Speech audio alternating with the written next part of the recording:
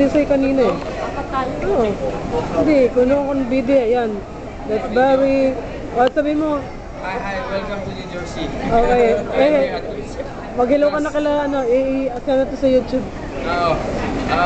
The first time I got already stepped United States and here in New Jersey in Newark Liberty Airport.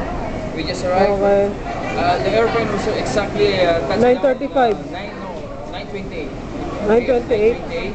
And I just left around 1 hour. I wait outside because I told my mom to wait me in the baggage claim. Then 2 times I go around the 2 conveyors, 1 and 2. Then I asked the securities. I showed the ticket. I told them, do you think my mom's already gone or not? This is my claim ticket for my baggage. We have 4 baggage, 4 trolleys and 1 box. Okay. Then I told them, no, I cannot tell you for that. You ask the Air staff ground. It's okay, it's fine. Then I asked the security.